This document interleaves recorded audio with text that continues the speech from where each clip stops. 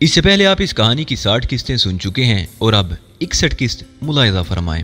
Professor डोक और मैं अपने कंपार्टमेंट से नीचे उतर आए। कुछ और लोग भी यहाँ उतरे थे, लेकिन ये ज्यादातर मुकामी सयाह थे। ट्रेन चंद लम्हात के बाद चल पड़ी और हम बैरूनी रास्ते की तरफ चल पड़े।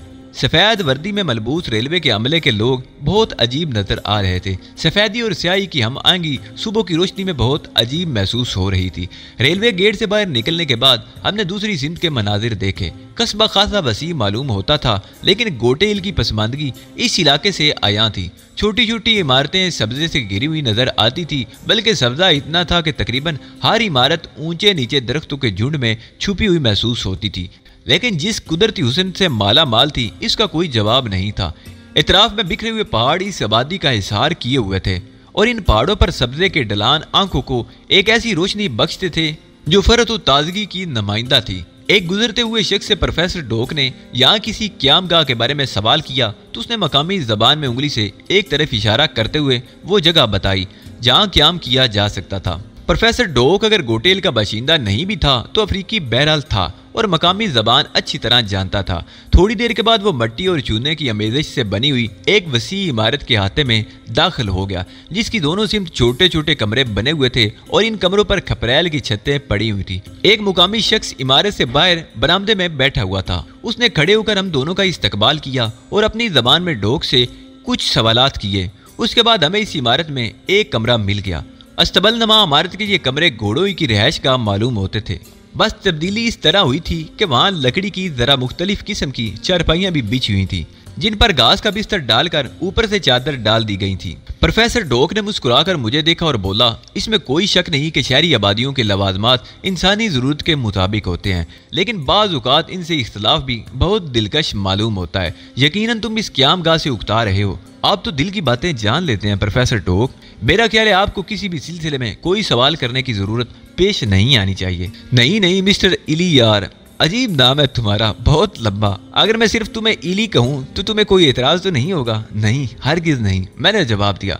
तो मिस्टर इली, ये ख्याल अपने जहन से निकाल दो। मैं बेशक कुछ ऐसे उलूम पर कुदरत हासिल कर चुका हूँ जो आम इंसानी जहन के लिए ताज्जुब खेज होते हैं, लेकिन अब इतना भी नहीं कि अपना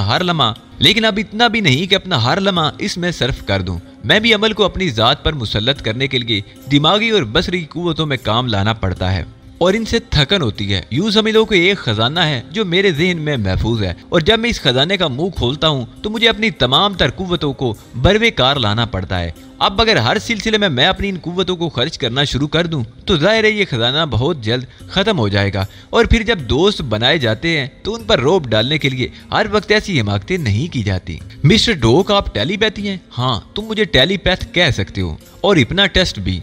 मैंने उनकी मशक की है, लेकिन इन सारी चीज़ों के उसूल के बाद मुझे एहसास हुआ कि इस राय रास्त में नुकसानात ज़्यादा हैं और फ़ायदे कम।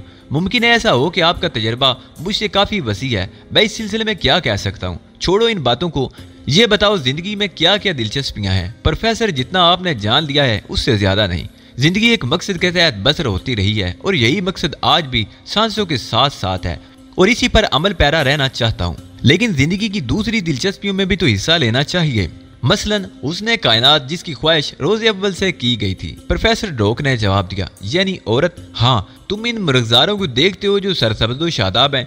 अगर किसी तनाव मकाम पर बैठे उन्हें देखते रहो तो बहुत जल्द उकता जाओगे, लेकिन उनके दरमियान एक छोटे से झोंपड़े में एक हसीन वजूद तुम्हारे सामने हो तो उकताहट का लफ्ज़ ही ज़हन से निकल जाएगा। आप इस सिलसिले में बहुत ज़्यादा मुतासर मालूम होते हैं प्रोफेसर डोक। बस यूँ समझो कि मैं तुम्हारी वजह से तकल्लुफ़ कर गया था, वरना वो शख्स, क्या नाम बताया था उसने अपना? गालबन ट्रूडर, इसी तरह मेरे हाथों से निकल कर ना जाता। उसकी बेटी खासी खूबसूरत थी। ओह, मैंने होंठ सिकोड़ कर प्रोफेसर डोक की तरफ देखा। शक्ल और सूरत और हुलिया इंतहाई मज़ाहिया था। कदो कामत भी ऐसा ही था। 4.5 फीट से ज्यादा कद नहीं होगा, लेकिन उसकी बनिस्बतन फैलाव काफी था। चेहरे पर मजाक के तासरात उस शख्स की शख्सियत में सिवाय मजाक खैरियत के और कोई ऐसी बात नहीं थी जो काबिल तवज्जो होती। लेकिन उसके बावजूद ये लड़कियों का रसिया था, मगर लड़कियां इसकी तरफ कैसे मुतवज्जा होती होंगी? प्रोफेसर डोक दूसरी तरफ देख रहा था। वो मेरे ख्यालात की तरफ मुतवज्जा नहीं हुआ था, इसलिए उसे अंदाजा नहीं हो सका कि मैं क्या सोच रहा हूँ। उसकी ये कैफियत देखकर मैं ये सोचने पर मजबूर हो गया था कि इस शख्स के साथ कुछ वक्त गुजारा जा सकता है, कम अज कम वो वक्त जो तफरी हो। और इन दिनों में ऐसी ज़हनी खौफ का शिकार था कि दिल यही चाहता था कि तमाम हंगामा खेजियों को तर्क करके कुछ वक्त मुकम्मल सुकून से गुजारा जाए। प्रोफेसर डोग थोड़ी देर तक इसी तरह बैठा रहा। उसके बाद बोला, क्या इस सफर से तुम कुछ थकन महसूस कर रहे हो? नहीं प्रोफेसर, मैं रात को सो गया था। हाँ मुझे इल्म है, और तुम सुबह तक सोते रहे। इस तरह कम अज कम ये बात कही जा सकती है कि तुम जिस्मानी थकन का शिकार नहीं हो। अगर ऐसी बात है तो आओ, क्यों ना बाहर की सैर की जाए।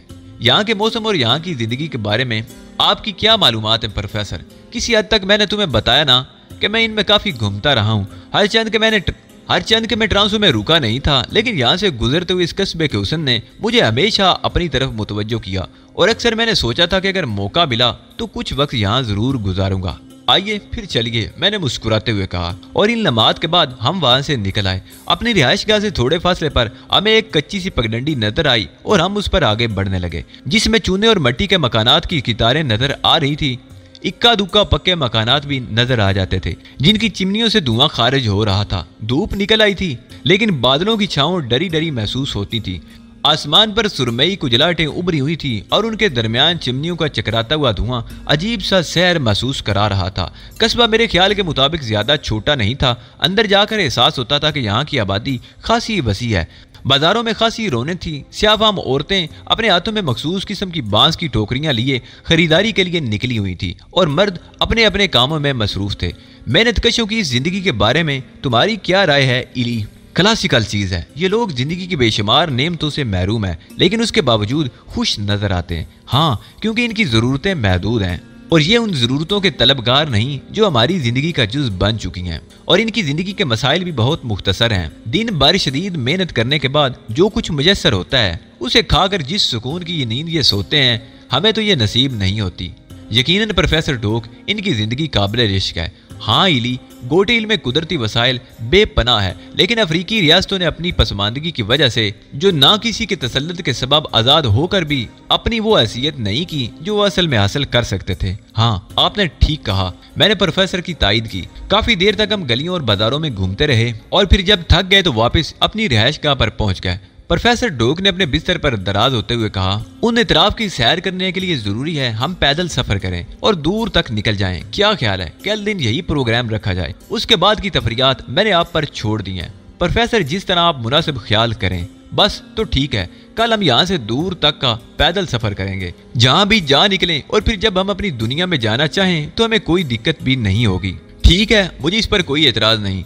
दूसरी सुबह हम आवारा गर्दी के लिए निकल खड़े हुए। प्रोफेसर डोक ने अपना मुख्तसर सा सामान उठा रखा था। मेरे पास भी सिर्फ एक बैग था, जिसमें एक दो जोड़ी कपड़ों के अलावा कुछ मकामी करेंसी जो मैंने जरूरतन साथ ले ली थी। हम एक चौड़ी और खुशनुमा सड़क पर आगे बढ़ते जा रहे थे।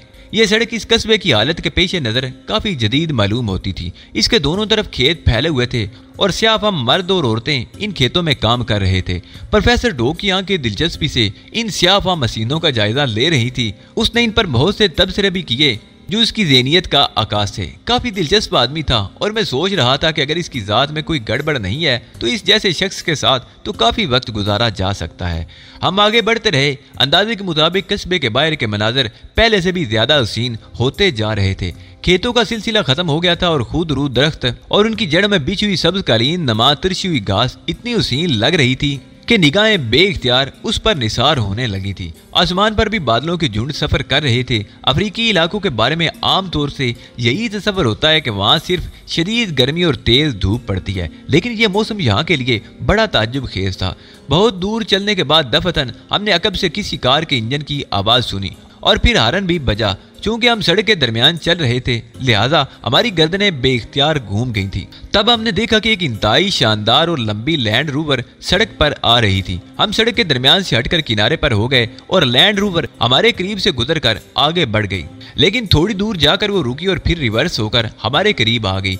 ड्राइविंग सीट से किसी ने सर निकाल कर पूछा, क्या तुम्हें लिफ्ट चाहिए? आवाज नुस्वानी थी। प्रोफेसर डोक ने ड्राइविंग करने वाली का चेहरा देखा और फौरन तैयार हो गया। आपका बहुत शुक्रिया मादाम, उसने कहा, और ड्राइविंग सीट से उतरने वाली लड़की ने लैंड रोवर का दरवाजा खोल दिया। लैंड रोवर की पिछली सीट पर एक औरत दराज थी, तवील कामत स्याहफाम औरत जिसकी उम्र 30-32 से कम ना होगी, इंतहाई जदीद लिबास में मलबूस। मैंने एक ही निगाह में एहसास किया कि स्याहफाम होने के बावजूद इसके खदखाल में दिलकशी है। हमें देखकर उसके होंठों पर मुस्कुराहट फैल गई, और वो नर्म लहज में बोली, हेलो शरीफ लोगों।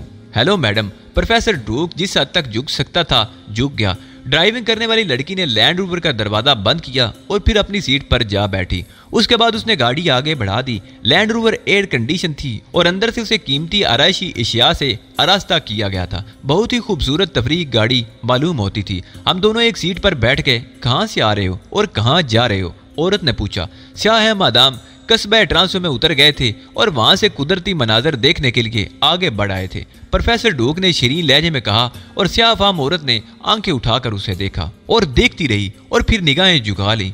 सियाहत आला ज़ौक़ की अमल होती है। वैसे आप लोगों की कौमों में तजाद है, क्या क्या नाम है आप लोगों के, तारुफ नहीं कराएंगे? हाँ हाँ, क्यों नहीं क्यों नहीं, प्रोफेसर डोक जल्दी से बोल उठा। खादिम को प्रोफेसर डोक कहते हैं और ये मेरे दोस्त इली हैं। गुड, आप लोगों से मिलकर खुशी हुई। मेरा नाम तारीना हावर्ड है, तवील अलकामत औरत ने कहा। कमाल है, वाकई कमाल है। ये नाम आपके पैदा होने से पहले रखा गया था या पैदा होने के बाद, या फिर आपकी मुकम्मल तश्कील के बाद? प्रोफेसर डोक अजीब से अंदाज में हंसता हुआ बोला। मैं नहीं समझी। वो नरम मुस्कुराहट के साथ बोली, अगर आपका नाम तारीना हावर्ड की बजाय बरगमन या नैन्सी होता तो आप यकीन करें कि बड़ा मज़ाहिया होता। ये नाम आपकी शख्सियत से इतना हम आहंग है कि उन लोगों पर ताज्जुब होता है जिन्होंने आपका ये नाम रखा। वैसे मैडम, बर-ए-आज़म अफ्रीका यूं तो अपने वहशत खेज हुस्न में यक, लेकिन यहाँ रहने वालों के खदोखाल हुसीन नहीं होते जैसे मैं। यूं लगता है आप यहाँ की बाशिंदा ही नहीं बल्कि एक बेपनाह हुसीन और पुरअसरार खित्ते की सारी दिलकशी अपने चेहरे में समेट लाई हूँ। मैंने सारी जिंदगी इतने हसीन चेहरे का तस्वर भी नहीं किया। प्रोफेसर डोक ने अपना कारोबार शुरू कर दिया था, लेकिन मुझे इस पर हैरत है कि अफ्रीका के रहने वाले यूरोपियन अंदाज में अपनी जिंदगी का इजहार कब से करने लगे हैं। ओह हाँ, यकीनन, लेकिन मैं जरा जदीद अफ्रीकी हूँ। ज़हन में जो कुछ आता है कह देना चाहता हूँ, प्रोफेसर डोक ने हंसते हुए कहा। खासी दिलचस्प गुफ्तगू रही थी। कुछ देर बाद प्रोफेसर डोक ने उससे पूछा कि वो कहाँ जा रही हैं, तो उसने किसी अफ्रीकी शहर का नाम लिया और प्रोफेसर डोक फौरन बोल पड़ा कि ये सिर्फ इत्तफाक है क्योंकि वो भी वहीं जा रहा था। फिर उसने मेरे घुटने को आहिस्ता से दबाया था कि मैं उसकी तरदीद ना करूं। अच्छा खासा उम्र रसीदा शख्स होने के बावजूद जिंदगी से भरपूर इंसान था। चंद लम्हे खामोशी के बाद तारीना ने कहा, वैसे मिस्टर डोक, आप अफ्रीका की कौन सी रियासत के बाशिंदे हैं? इथोपिया से मेरा ताल्लुक है, डोक ने जवाब दिया। और मिस्टर इली आप? मैं मशरकी हूँ। हाँ, आपके चेहरे से मशरकियत नुमाया है। क्या आप बहुत कम गो हैं? नहीं मैडम तारीना, मैं आप लोगों की गुफ्तगू से महफूज हो रहा हूँ। हम लोग अगर चाहें तो मुकामी जबान में बातचीत कर सकते हैं, लेकिन मैंने सिर्फ आपकी वजह से ये ख्याल रखा है कि हम अंग्रेजी में बातचीत करें। तारीना बोली, उसके लिए मैं शुक्रगुजार हूँ। वैसे आपके मशागल क्या होंगे? सिर्फ सैरो सियाहत, मैंने जवाब दिया।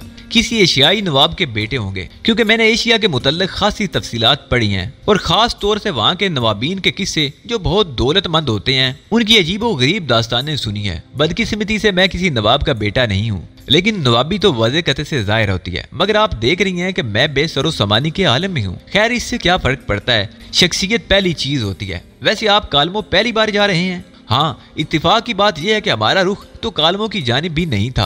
हम बस पैदल निकल पड़े थे और ये सोच कर के तकदीर जहाँ भी ले जाए। इसके लिए आपको मिस्टर डोक ने भी मना नहीं किया था? क्या मतलब, क्या इन इलाकों में पैदल सफर किया जा सकता है? लैंड रोवर से भी सफर बाज़ औक़ात खतरनाक हो जाता है। हर चंद की ये सड़क मसरूफ रहती है, लेकिन बाज़ औक़ात इसके बीचों बीच शेर आ बैठते हैं। कभी कभी हाथियों के गोल भी दरमियान में आ जाते हैं। हर तरह के जानवर इन इलाकों में मिलते हैं और कोई अहमक आदमी भी यहाँ पैदल सफर करना पसंद नहीं करता। हम जरूरत से ज्यादा ही अहमक है शायद, मैंने सहमे हुए अंदाज में कहा और तारीना हंस पड़ी। हंसते हुए उसके रुखसारों पर गड़े पड़ जाते थे। अजीबो गरीब अफ्रीकी औरत थी। डोक का मुंह भी हैरत से खुला का खुला रह गया था। अफसोस, ये बात तो मैंने सोची ही नहीं थी। डोक ने कहा, चलें, कोई हर्ज नहीं। वैसे अगर आप लोग कुछ वक्त मेरे साथ गुजारना पसंद करें तो मैं कालमों में आपको शिकार के लिए ले चलूंगी। शिकार? डोक ने सवाल किया। हाँ, इन दिनों वहाँ लोमड़ियों का शिकार खुसूसन होता है। सफेद बालों वाली लोमड़ियाँ कालमों की पहाड़ियों पर बकसरत पाई जाती हैं। ये पहाड़ियाँ इन दिनों बर्फ से ढकी रहती हैं। खूब खूब, मुझे सफेद लोमड़ियों से काफी दिलचस्पी है, डोक ने कहा। मैं खामोशी से तारीना की शक्ल देख रहा था। कुछ अजीब सी शख्सियत की मालिक थी।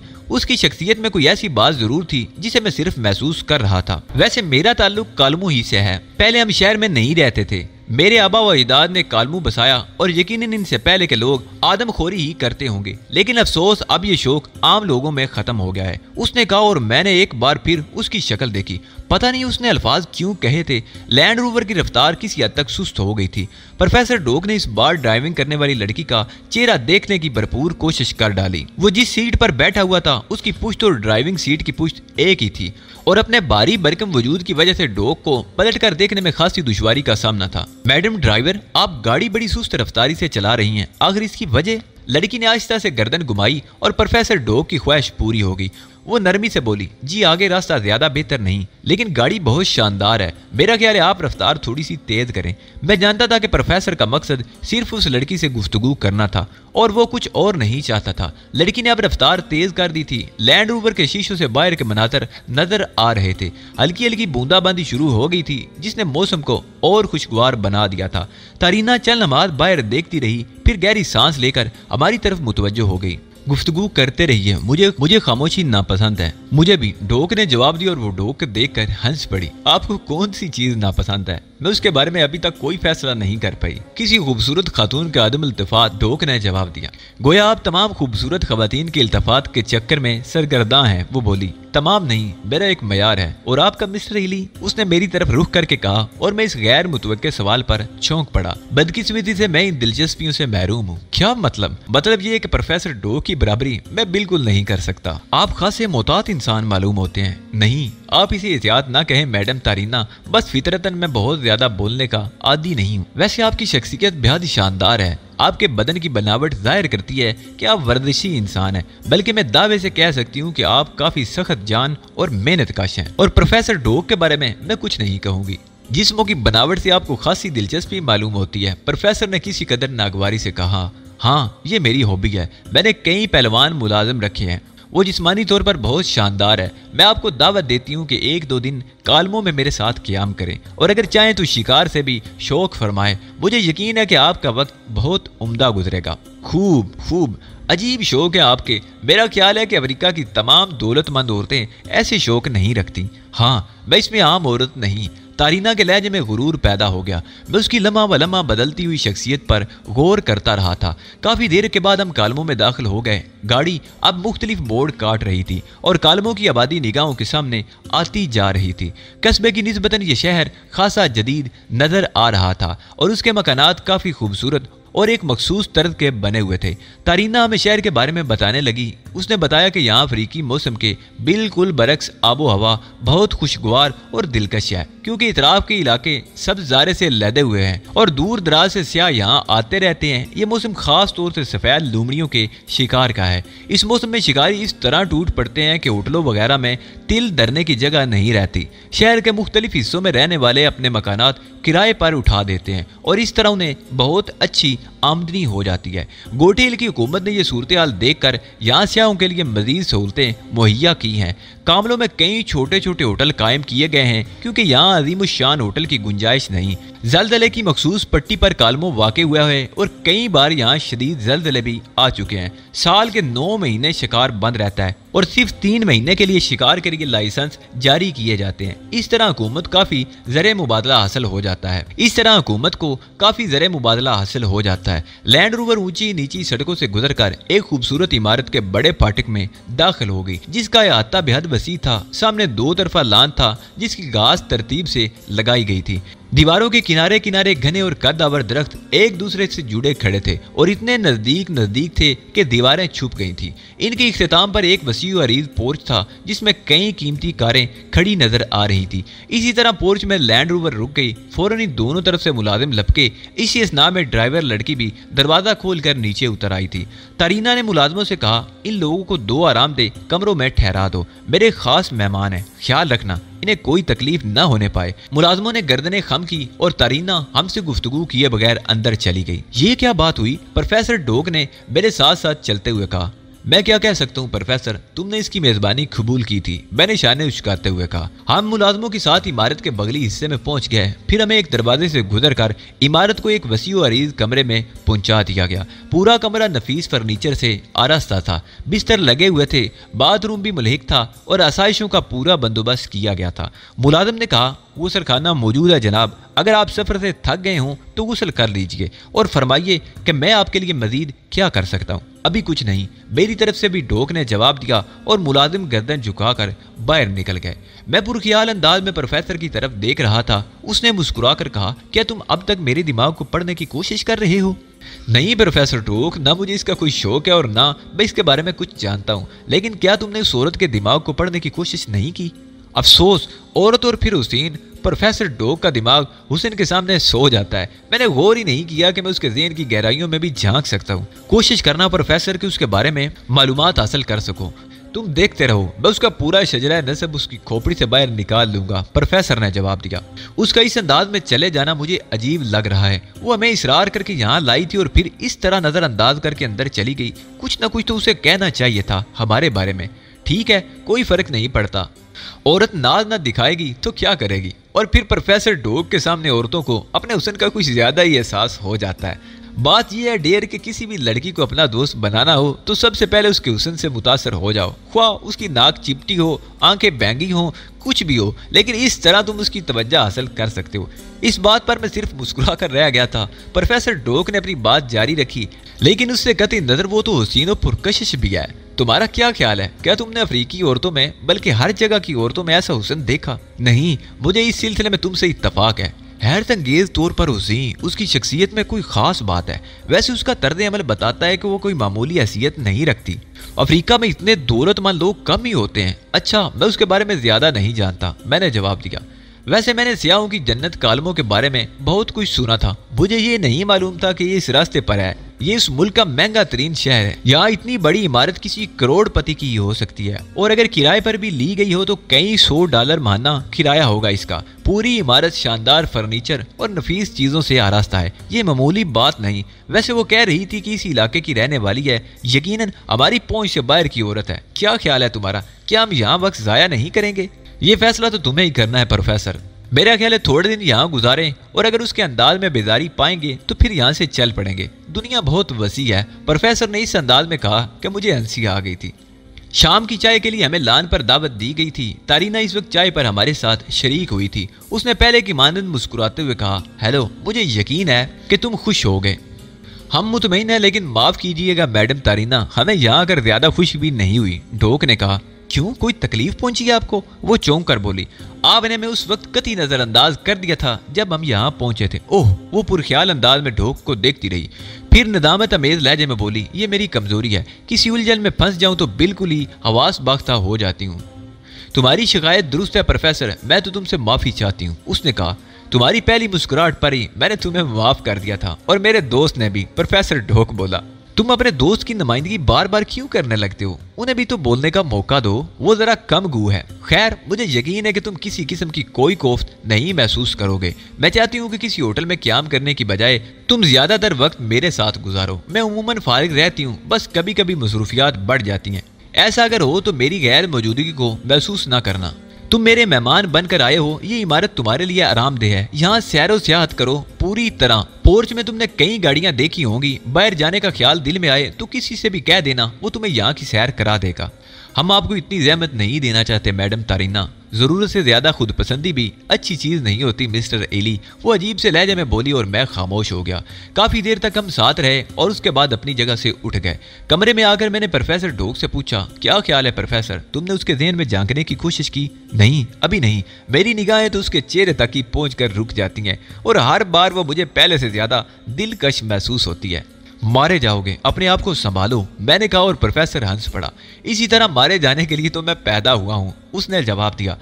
हम लोग काफी देर तक उसके बारे में गुफ्तगू करते रहे। प्रोफेसर डोक दिलचस्प आदमी साबित हुआ था और अब ये एहसास मेरे ज़हन से निकलता जा रहा था कि वो कोई गलत शख्स है।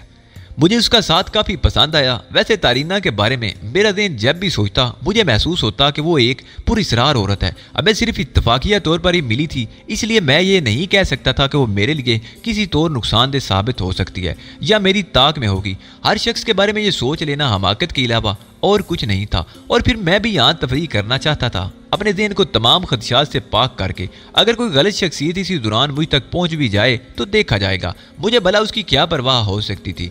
रात को इंतहाई पुरतकल्लुफ डिनर का एहतमाम किया गया था, लेकिन तवील मेज पर तारीना के अलावा और कोई नहीं था। उसने मुस्कुराती निगाहों से हम दोनों का इस्तकबाल किया। इस वक्त उसकी शख्सियत में काफी जाज़बियत नजर आ रही थी। सफेद लिबास में वो वाकई बहुत खूबसूरत लग रही थी। मैं प्रोफेसर डोक इस बात से मुतफिक हुए बगैर ना रह सका कि अफ्रीकी औरतों में शायद ही इससे दिलकश शख्सियत किसी और की होगी। प्रोफेसर डोक तो उसे देखकर मुंह फाड़े ही रह गया और फिर बड़े मोहतात अंदाज में उसके बिल्कुल सामने जा बैठा। हेलो प्रोफेसर, कैसे हैं आप? बहुत खराब हूँ, उसने जवाब दिया। क्या मतलब? मतलब ये है कि कुछ नहीं, प्रोफेसर ने आहिस्ता से कहा और तारीना हंसने लगी। फिर मेरी तरफ मुतवज्जो होगी। मिस्टर इली, आपके दोस्त खासे दिलचस्प आदमी हैं। जी हाँ, इसमें कोई शक नहीं, मैंने जवाब दिया। मुलाजमों ने खाना शुरू कर दिया। ये हैरत अंगेज बात थी कि खाना शुरू करने वाली तमाम लड़कियां ही थी। मैंने गेट पर सिर्फ एक चौकीदार को देखा था या फिर 2 मुलाजिम जो हमें यहाँ तक छोड़ने आए थे, जबकि ड्राइविंग करने वाली भी लड़की ही थी। तारीना की शख्सियत लम्हा बलम्हा मेरे लिए पुरअसरार होती जा रही थी और मैं उसके बारे में जानने का ख्वाहिशमंद था। डिनर के बाद भी काफी देर तक हम लोग साथ बैठे रहे। तारीना ने कहा कि अगर मौसम इतना ही खुशगवार रहा तो कल वो 100% लोमड़ियों के शिकार के लिए चल पड़ेगी। क्या आपको शिकार से दिलचस्पी है मिस्टर रीली? उसने सवाल किया। क्यों नहीं मैडम तारीना, मैं आपके बारे में ज्यादा से ज्यादा जान लेना चाहती हूँ, लेकिन मैं महसूस कर रही हूँ कि आप अपने बारे में बहुत मोहतात हैं। नहीं, ऐसी कोई बात नहीं। जो कुछ मेरे बारे में जानना चाहें मुझसे पूछ लिया करें। नहीं, अगर सवाल करके कुछ जानना तो फिर जानने का लुत्फ बाकी नहीं रहता, उसने मैंने खेज अंदाज में कहा। अगर कोई ऐसी बात जहन में आ जाए जिसका जानना आपके लिए जरूरी हो तो मैं जरूर बता दूंगा, मैंने कहा और वो हंस पड़ी। दिलचस्प बात कही आपने, ज़हन में आए तो तब ना, और जब कुछ आए ही नहीं तब? आ जाएगा, जो आप चाहेंगी वो उनके ज़हन में आ जाएगा, प्रोफेसर डोक ने कहा और तारीना चौंक कर उसकी तरफ देखने लगी। वो किस तरह? इसका जवाब मैं आपको जरा देर से दूंगा, प्रोफेसर डोक बोला और उसके बाद हम लोग डिनर टेबल से उठ गए। रास्ते में डोक ने कहा, जितनी बार देखता हूँ दिल डूबता ही चला जाता है। मेरा ख्याल है मैं संजीदगी से इस पर आशिक हो गया हूँ। अपनी नस्ल की औरतों में मैंने इतनी हुसीन औरत नहीं देखी। होशियार रहो प्रोफेसर, वो काफी खतरनाक है। मुझे अंदाजा है, लेकिन इस दिल का क्या करूं? संभालो प्रोफेसर, वैसे हम उसे ट्रांस में भी तो ला सकते हैं। हिम्मत नहीं कर सका। ऐसी औरतें जबरदस्त कुव्वत इरादी की मालिक होती हैं, उसने कहा और मैं उसके अल्फाज में खो गया।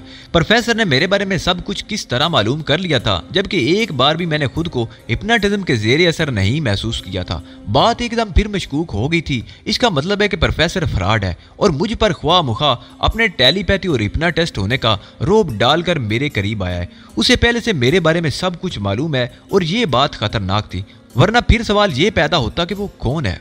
कमरे में पहुंचकर मैंने कहा, मैंने तुम्हें होशियार कर दिया है प्रोफेसर, बाकी तुम बेहतर जानते हो। रात को देर तक मैं उसके बारे में सोचता रहा। प्रोफेसर खराटे भर रहा था। सुबह हस्बे मामूल थी। अलबत्ता रात को मैंने सोचा था कि किसी से उलझे बगैर मुझे खामोशी से यहाँ से निकल जाना चाहिए। अगर प्रोफेसर गलत भी था तो इस वक्त मैं किसी से उलझने के मूड में नहीं था। नाश्ते पर तारीना खुद मौजूद नहीं थी। उसकी मुलाजमे ने बताया कि वो किसी काम से चली गई हैं। प्रोफेसर उसे घूरते हुए कहने लगा, और वो तुम्हें हमारी खिदमत के लिए कह गई होंगी। जी हाँ, सख्ती से हदायत की है कि आप लोगों को कोई तकलीफ ना होने पाए। मुलाजमा मुस्कुरा कर बोली, मगर मुझे तकलीफ है, फरमाइए क्या खिदमत करूं मैं आपकी? सॉरी इली, मुझे थोड़ी देर के लिए इजाजत दो, प्रोफेसर ने कहा और मेरे कुछ बोलने से कबल ही मुलाजमा का हाथ पकड़कर बाहर निकल गया। मैं एक ठंडी सांस लेकर अपने कमरे की तरफ वापस आ गया, लेकिन यहाँ आए हुए ज्यादा देर नहीं हुई थी कि वही मुलाजमा वापस आई जो प्रोफेसर के साथ गई थी। उसने अपने लिबास में हाथ डालकर एक पर्चा निकाला और मेरी तरफ बढ़ाकर बोली, ये आपके लिए है। किसने दिया? मदाम जाते वक्त हदायत कर गई थी कि आपको तन्हाई में दिया जाए। मैं प्रोफेसर को बातों में मसरूफ रखूंगी, आप इत्मीनान रखें। उसके जाने के बाद मैंने पर्चा खोला। इंग्लिश में एक तहरीर लिखी हुई थी, एली कार लेकर ओल्ड रिवेंस आ जाओ, तन्हाई में तुमसे अहम बात करनी है। ओल्ड रिवेंस का नक्शा मौजूद है। उसके साथ ही पर्चे पर नक्शा बना दिया गया था। मैं हैरान रह गया। इसका मतलब है मैंने खुद से सवाल किया, लेकिन कोई वजह समझ में नहीं आ रही थी। अगर फैसला किया कि इससे जरूर मिलूंगा, उसके बाद यहाँ रुकना मुनासिब नहीं था। प्रोफेसर किसी भी लम्हे वापस आ सकता था। मैं तैयार होकर बाहर आया तो मर्द मुलाजमों में से एक ने मुझे कार की चाबी देते हुए कहा, वो सुर्ख गाड़ी जनाब, आपको पसंद आएगी। मैंने शुक्रिया अदा करके चाबी ले ली और फिर बाहर निकल आया। मेरा ज़हन तजस्सुस का शिकार था। तारीना मुझसे क्या कहना चाहती थी? वो औरत, उसके हर अंदाज से पता चलता था कि मामूली शख्सियत नहीं है वो। नक्शे के मुताबिक सफर करता हुआ मैं उससे बाहर निकल आया। इलाके के हुस्न में कुछ भी कहना कम था, क्योंकि वो इतना ज्यादा खूबसूरत था। बिलाकर मैं उस जगह पहुंच गया जिस तरफ नक्शा जाता था। यहाँ मैंने कार रोक दी और स्टीयरिंग पर बैठे बैठे इतराफ के मनाजर देखने लगा। ऊंची नीचे चट्टानें बिखरी हुई थी। दूर दूर तक किसी इंसान का वजूद नहीं था।